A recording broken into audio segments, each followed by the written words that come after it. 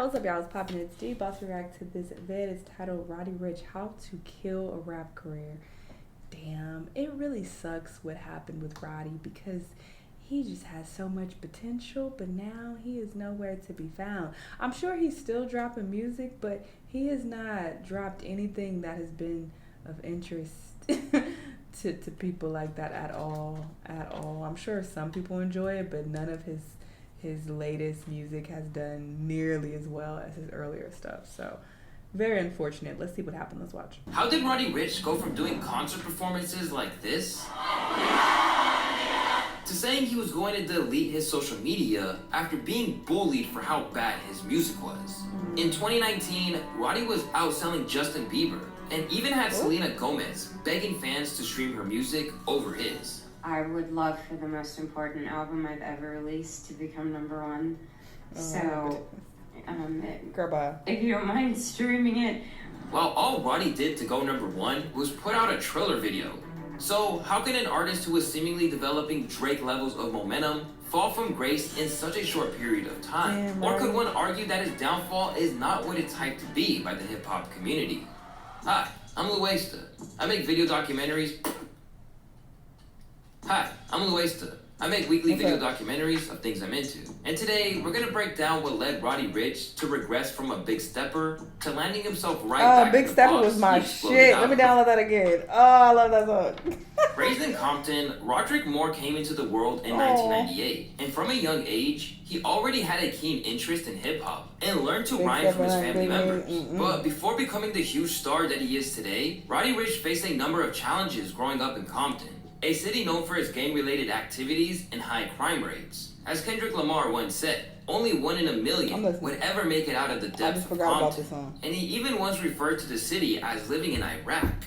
So Roddy was against all odds from the moment he was born. He even once told an insane story of how one time he took a walk through the city's streets at night and saw an entire corner filled with blood, claiming that it was at this moment he realized how fickle his life was. And by the age of 15, he would become a member of the California-based street gang, the Park Village Crips, which was located on the west side of Compton. After becoming affiliated with this gang, it wasn't long before he jumped off the porch, as this would lead him to being kicked out from his house by his own mother. I was like running around with all my cousins, all my family, when I got older, I jumped off the porch. I got kicked out of my mom's house when I was like 15, 16, so.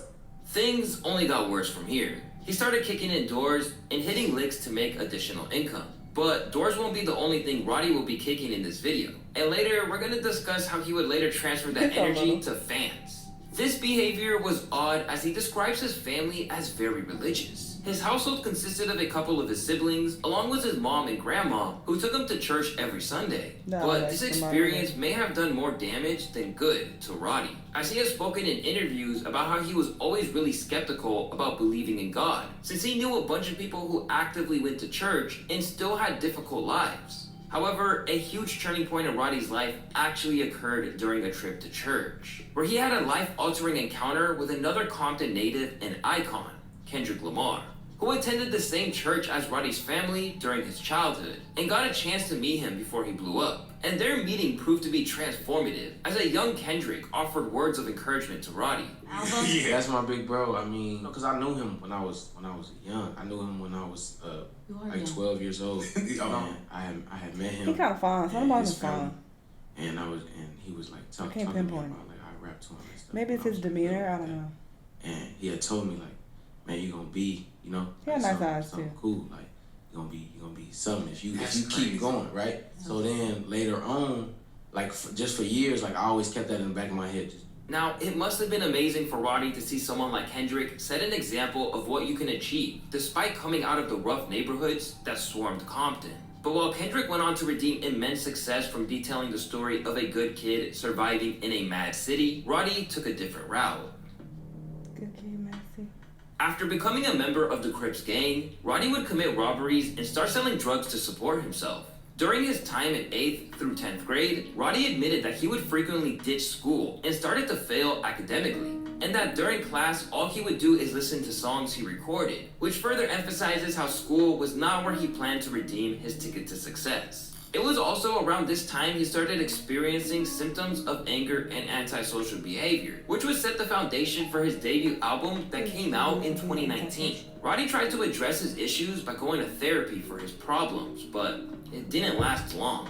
And during the final 2 years of high school, he became deeply involved in street life and chose to discontinue his therapy sessions. However, his lifestyle would soon catch up to him. And in 2016, Roddy wrecked his car and found himself confronting a potential gun charge at the age of 18, leading to a week-long stay in the county jail as he awaited bail.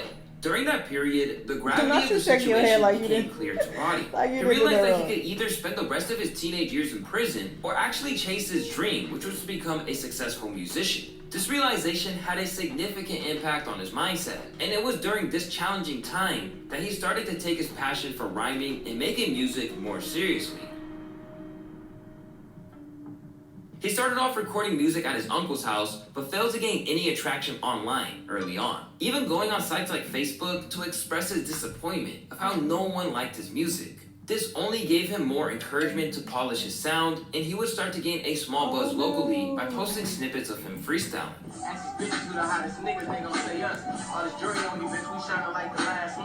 Since Roddy Ricch is from Los Angeles, he was sort of an anomaly, being that he didn't sound like anything coming out of the West Coast at the time, like Kendrick Lamar, YG, or Nipsey Hussle. Instead, he took a lot of inspiration from rappers in Atlanta, specifically Young Thug and Future, before completely wearing his influences on his sleeve and rapping exactly like the Florida rapper Speaker Knockers. But everything would change in 2017, when he released his Feed the Streets mixtape, which showcased a completely new and improved sound that was ear candy to hip-hop heads all over the world, dropping hits like Chase the Bag, I'm not pushing this fast, how the blueprints gon' fly to me, and Fuck It Up. I've been fucking with the same plug, I've been fucking with your wrist, nigga. I been whipping with my wrist, nigga. Then I got it on my wrist, nigga. These songs went viral on SoundCloud and YouTube, and it was here where he started receiving comments claiming that he's gonna blow up soon and that he was so slept on, leading him to be discovered by Nipsey Hussle, who helped him ink his first deal with Atlantic Records, where he wasted no time releasing the follow-up, Feed the Streets 2, and he had officially become the center of everyone's radar. But Roddy had no idea what was about to happen next, and that his lifestyle would completely transform only 1 year into the future.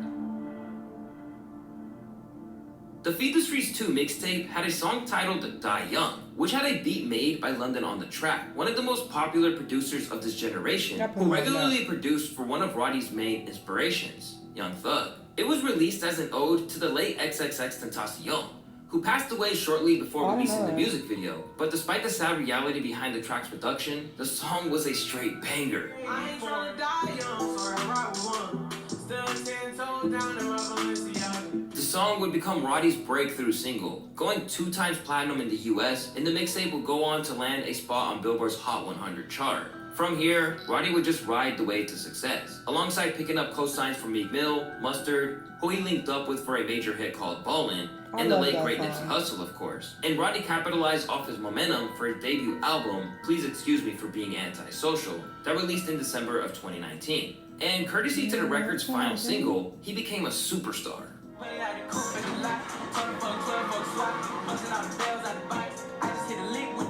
Most people watching this video were most likely introduced to Roddy Ricch from The Box, as it became one of the most explosive hits of this generation. At first, this song didn't really pick up that much attraction, and it wasn't until it became a meme on TikTok where it would go on to be used over 1.2 million times and really showcased the power of going viral on the app, spending 11 weeks at the top of the charts. On top of this, Roddy claimed that his song was made in just 15 minutes and told Time magazine that he had no idea it would be a hit upon releasing it. The song blew up mostly for the fact it became a meme for its iconic ad-lib in the beginning of the track.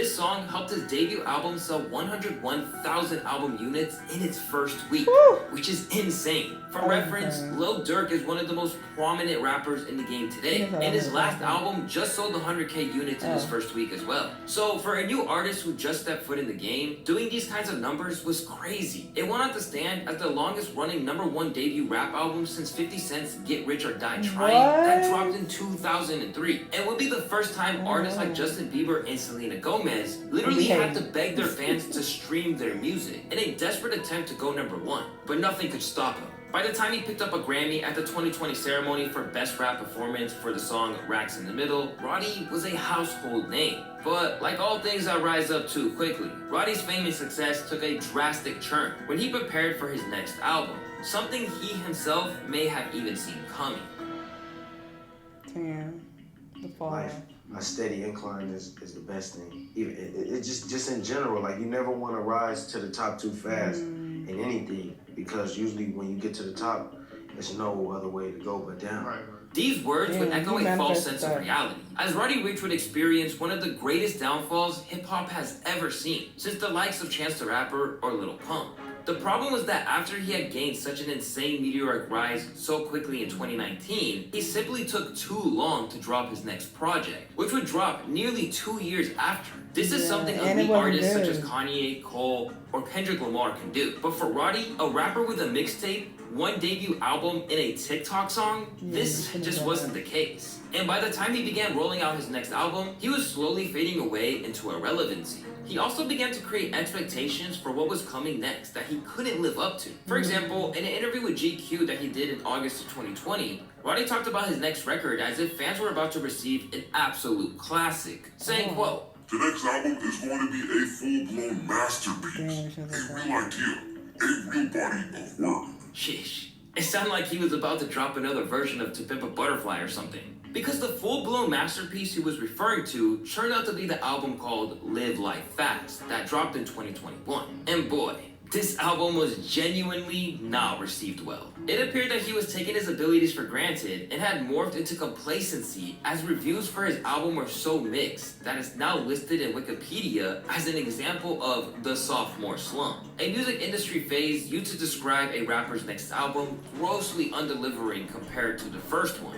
The album was criticized for lacking the unique spark that set Roddy Ricch apart in the first place. Many argued that the album felt more like an obligation and simply followed a formulaic checklist to maximize streamability. The songs on the album just seemed to lack that innovation and standout qualities that made Please Excuse Me for Being Antisocial so special. Many tracks on the album were considered dull retreats of cliches, with uninspired lyrics and faceless posturing. So it's no surprise that many fans went on social media to voice their frustration, claiming how the album was bad because they know Roddy could do better, and that the project was lackluster for a 2-year hiatus, expressing the fact that this ain't Roddy Ricch on the album, and instead it was Roddy broke. Now, some critics were willing to cut Roddy some slack, but for the most part, it wasn't looking so good for Roderick. The real critics were honest and didn't hesitate to tell it how it was. Because what he's doing here is just absolutely not special or standout in any way whatsoever, especially in comparison with his pretty good debut album. I agree with that. I tried to listen to it. To make matters worse, the first week's sales deteriorated from 100,000 to 62,000, and fans were suddenly wondering what happened to him. But Roddy downplayed what had happened with Live Life Fast in interviews with the likes of academics. Just because the numbers didn't line up, or the timing or the plan didn't really fall the way it was supposed to fall, and now niggas got this different narrative of how they want to play it, but I know what's going on. I still know I'm an earner. While this seemed like a pretty truthful statement, Roddy would make himself look a little dumb when he tried generating more hype for new music by posting a snippet to Twitter. The track in question was known as Out of My Mind, and the second he posted it, he got destroyed on social media for how bad it was, with users going viral for claiming that they are witnessing the Chance the Rapper-ification of Roddy Ricch. After the negative feedback, Roddy Ricch deadass deleted his Twitter account and would post an Instagram story saying, "Guess I'm a flop now. Shit crazy." Now me, I didn't think it was so bad, and sadly, it never dropped, with Roddy clearly going back to the drawing board after his audience got to him. But later, he would explain that there were a whole host of other factors in his personal life that contributed to him deciding to do this. And it's kind of sad when you hear his side of the story. I got a call that one of my close family members had a heart attack. Me and this family member, we never seen eye to eye, but you know, he was a real foundation of my family, you know, held it down for everybody, aunties, cousins, uncles, everybody. He looked out for everybody, but, you know, we just, as men, you know, we ain't see eye to eye, and that shit fucked me up, you know what I mean? Like, just the possibility of him not being with me here no more, I couldn't have those conversations. And, like, a lot of that shit kind of was just playing in my head, fucked me up. And I had another serious conversation with my pops about my son. A lot of that shit just kind of it was weighing down. He would also later explain in a podcast with Joe Budden that another fact that led him to dropping a pretty bad album was the fact that he wasn't focused on music much after the success of his first album, as he was trying to find different means to store his money. Following his big claims of a no-skip policy on Live Life Fast that never came to pass, Roddy cooled down the sense of occasion in the lead up to Feed the Streets 3 in 2022, and suggested that he didn't have to attempt to reach any new peak, and wanted to steer away from going mainstream by making an album strictly for his audience. In the process, he even fired a shot to his own fan base for expecting too much from him. What do you say to yourself when people try to have these expectations and they're so unrealistic? I mean, that's on them, you know what I mean? I feel like I've just been having a great career in rap, you know what I'm saying? I feel like whatever people's expectations are, they need to put them on themselves. If I can't make you happy, go make yourself happy. Who? Roddy seemed to suggest that the focus had shifted from what he had accomplished in the past in order to justify his position, rather than delivering something groundbreaking his next time out. Besides, it probably didn't get any easier to motivate himself when he's since confirmed that he makes $500,000 per show, even providing receipts for the doubters. But despite tapping back into his legendary mixtape series, the Feed the Streets 3 mixtape brought further diminished returns, landing at just 14 on Billboard and selling just 39,000 units in its first week. Once again, critics and fans were underwhelmed and had this sense that he wasn't pushing himself enough, maybe out of fear of receiving backlash from his audience again. Left with a loosened grip on hip-hop, Roddy's woes may be a result of a creative downturn or his wealth getting in the way of his work. But there are also some personal issues that may have stretched him a little thin. For one thing, he's become increasingly embroiled in the internet drama that he's once pledged to avoid, as well as acknowledging that the pressures of social media got to him. The normally composed Roddy lost his cool when a Crip named Yael accused him of false flagging, which basically means he was pretending to be a part of the Crips gang that we mentioned earlier in the video, and engaged in a crazy argument on Clubhouse where he was seemingly trying to prove his credentials. Saying that you ain't from the hood, you ain't been to the hood. You said I'm not from the hood? Who said I'm not from the hood? You said I'm not from the hood? I said what I said. All the while flexing how much money he's made in the rap game. Elsewhere, he has also been previously caught on camera pushing his fans when they try to get selfies, and in one fiery exchange with paparazzi. But worst of all, he's even been caught on camera kicking an audience member who came up on stage when security had it handled already. Beyond that, he's also in a messy battle over his firstborn son, and his baby mama Alexandra Kaiser, looking for full custody, and airing Roddy's dirty laundry in public.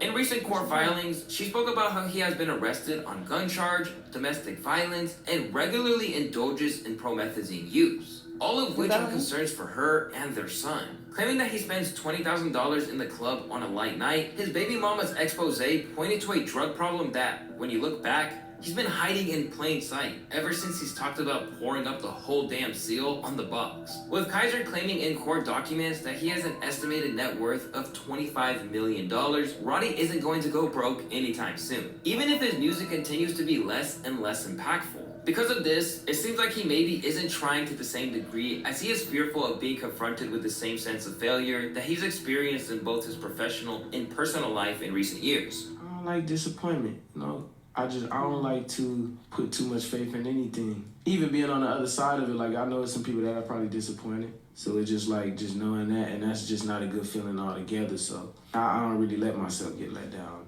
That makes makes sense. For sure, for sure. So, as you can see, this is a big change in attitude from the days where he had a lot of confidence in delivering a masterpiece. And combined with his alleged over-reliance on lean, it may go some way to explaining some of the wayward decisions in his everyday life too. At the moment, it seems like a combination of personal and professional factors has meant that Roddy has struggled to recapture the magic and is now facing allegations that he's fallen off.